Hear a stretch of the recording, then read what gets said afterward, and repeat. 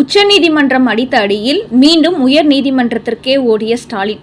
தலைமை நீதிபதி பிறப்பித்த உத்தரவை எதிர்த்து மறு ஆய்வு மனு தாக்கல். நீதிமன்றத்தை அவமதித்து விட்டதாக கொந்தளித்த நீதிபதி. விளக்கம் கேட்டு பறந்த அவசர நோட்டீஸ். வணக்கம் நண்பர்களே. தமிழகத்தில் திமுக ஆட்சிக்கு வந்ததிலிருந்தே காவல்துறை, லஞ்ச ஒழிப்புத்துறை என அனைத்து துறைகளும் ஆளுங்கட்சியின் அடிமைகளாகிவிட்டார்கள். உதாரணத்திற்கு சொல்ல வேண்டுமென்றால், திருப்பரங்குன்றம் தீபத்தூண் விவகாரத்தில் தீபம் ஏற்றுவதற்கு நீதிபதியே உத்தரவிட்ட பிறகும் அந்த ஆணையை எதிர்த்து தடை போட்ட திமுகவுக்கு எதிராக தான் திருப்பரங்குன்றம் கோவில் நிர்வாகம் செயல்பட்டு இருக்க வேண்டும். ஆனால் அவர்களோ திருப்பரங்குன்றம் கோவில் தீபத்தூணில் தீபம் ஏற்றக்கூடாது என்று திமுகவின் குரலாக நீதிமன்றத்தில் தடை கோரினார்கள். இதைத்தான் நீதிபதி ஜி.ஆர். சாமிநாதன் கடுமையாக விமர்சனம் செய்தார். தீபத்தூணில் தீபம் ஏற்றக்கூடாது என்று தமிழக அரசு தடை போடுகிறது. ஆனால் அதை எதிர்க்க வேண்டிய அந்த கோவில் நிர்வாகமோ அதற்கு எதிராக செயல்படாமல் அவர்களும் திமுக அரசுக்கு உடந்தையாக செயல்படுகிறார்கள். இதுதான் எனக்கு புரியவில்லை. இவர்கள் கோவிலை பாதுகாக்க நிர்வாகம் செய்கிறார்களா, இல்லை திமுகவுக்கு சாதகமாக அரசியல் செய்கிறார்களா என்று கேள்வி எழுப்பியிருந்தார். அதேபோல்தான் தற்போது தமிழக லஞ்ச ஒழிப்புத்துறையும் செயல்பட்டுக் கொண்டிருக்கிறது. யார் மீது லஞ்ச புகார் வந்தாலும் அவர்கள் மீது இவர்கள் நடவடிக்கை எடுக்க வேண்டும்.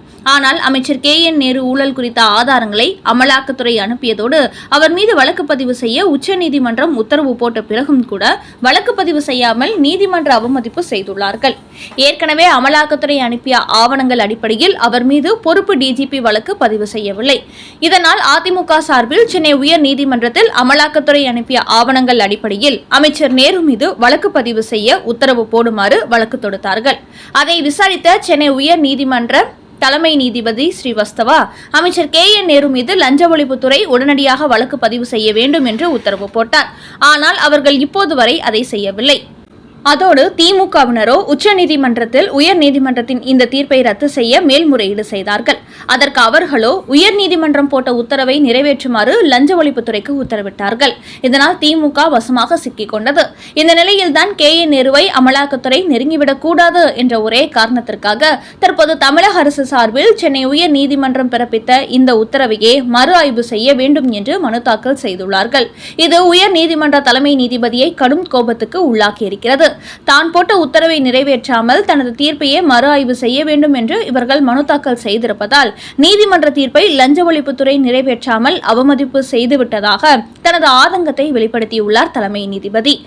அதோடு அமைச்சர் கே.என். நேரு ஊழல் செய்திருப்பதற்கான ஆதாரங்கள் இருக்கும்போது அவர் மீது வழக்கு பதிவு செய்யாமல் நீதிமன்றம் போட்ட உத்தரவையே ரத்து செய்ய சொல்வதன் காரணம் என்ன என்று விளக்கம் கேட்டு லஞ்ச ஒழிப்புத்துறைக்கு சென்னை உயர் நீதிமன்ற தலைமை நீதிபதி அவசர நோட்டீஸ் அனுப்பியுள்ளார்.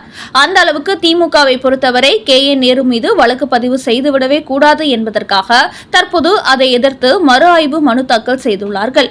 அதேபோல் லஞ்ச ஒழிப்புத்துறை அவர் லஞ்சம் வாங்கியதற்கான ஆதாரங்களை அமலாக்கத்துறை கொடுத்த போதும் கூட வழக்கு பதிவு செய்யவே மாட்டோம் என்று திமுக அரசு போடும் உத்தரவுக்கு அடிபணிந்து செயல்பட்டுக் கொண்டிருக்கிறார்கள்.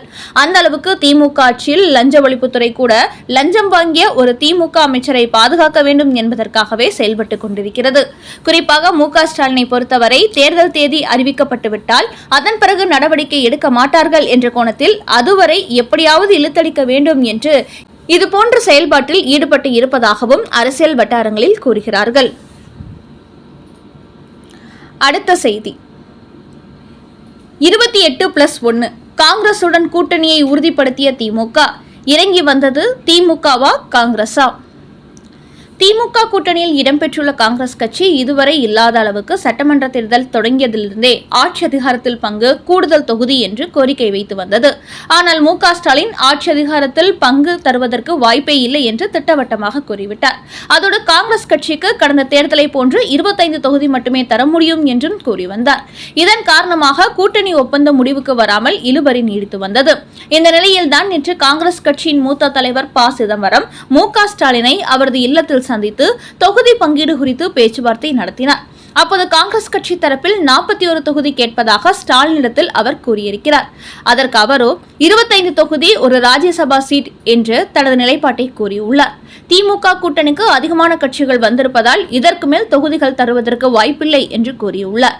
அதோடு இந்த தேர்தல் நமக்கு மிகவும் முக்கியமான தேர்தல். இதில் தோல்வியடைந்து விட்டால் அதன் பிறகு நம்மால் மீண்டு வருவது கடினமான விஷயம். அதனால் கொஞ்சம் விட்டு கொடுத்து செல்லுங்கள் என்று கூறியிருக்கிறார். அப்போதும் ப. சிதம்பரம் 25 தொகுதிக்கு வாய்ப்பே இல்லை என்று டெல்லி காங்கிரஸ் உறுதியாக உள்ளார்கள், அதனால் யோசித்து முடிவெடுங்கள் என்று கூறிவிட்டு சென்றிருக்கிறார்.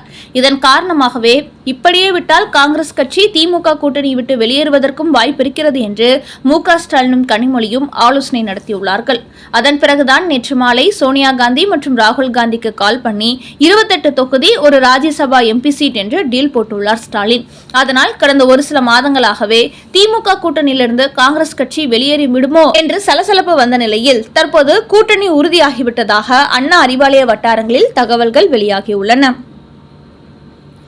அடுத்த செய்தி, இந்தியாவை நெருங்கி வருகிறதா போர்? இந்திய பெருங்கடலில் மூழ்கடிக்கப்பட்ட ஈரான் போர்க்கப்பல். ஈரானின் 17 போர் கப்பல்களை அமெரிக்கா படை மூழ்கடிக்கப்பட்டிருப்பதாக டொனால்டு ட்ரம்ப் அறிவித்திருக்கிறார். அந்த கப்பலில் இருந்த 30 மாலுமிகளை இலங்கை கடற்படை மீட்டுள்ளது. ஈரானுக்கும் இந்தியாவுக்கும் இடையே தான் அரபிக்கடல் உள்ளது.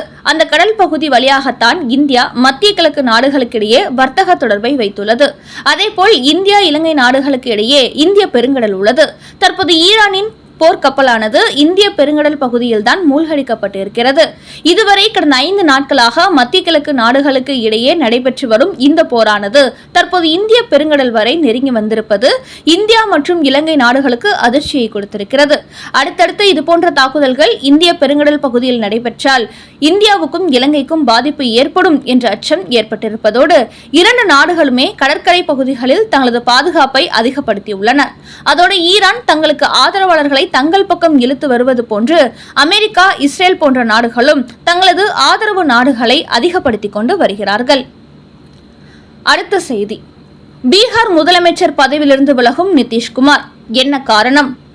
தற்போது பீகார் மாநிலத்தில் முதலமைச்சராக இருந்து வருபவர் நிதிஷ்குமார். இவர் தனது பதவியை ராஜினாமா செய்துவிட்டு ராஜ்யசபா எம்பி தேர்தலில் போட்டியிடப் போவதாக தகவல்கள் வெளியாகி வருகிறது. தற்போது 75 வயதாகும் நிதிஷ்குமார் வயது மூப்பு காரணமாக தனது மகனை அரசியலுக்கு கொண்டு வந்துவிட்டு தான் அவருக்கு பின்னால் இருந்து கட்சியை வழிநடத்தும் பணிகளில் ஈடுபட போகிறாராம். இந்த நிலையில் விரைவில் ராஜ்யசபா தேர்தலில் போட்டியிடுபவர் தனது முதலமைச்சர் பதவியை ராஜினாமா செய்ய தயாராகிவிட்டதாக கூறப்படுகிறது. ஆனால் பீகாரை பொறுத்தவரை நிதிஷ்குமாரும் பாஜகவும் கூட்டணி வைத்துதான் தேர்தலை சந்தித்து வெற்றி பெற்றார்கள். இதனால் நிதிஷ்குமார் முதலமைச்சர் பதவியை ராஜினாமா செய்யும் பட்சத்தில் பாஜகவை சார்ந்த ஒருவர் அங்கு அடுத்த முதலமைச்சர் ஆவார் என்று கூறப்படுகிறது. அதோடு நிதிஷ்குமாரின் மகன் நிஷாந்த் துணை முதலமைச்சர் பதவி ஏற்க இருப்பதாகவும் தகவல்கள் வெளியாகியுள்ளன.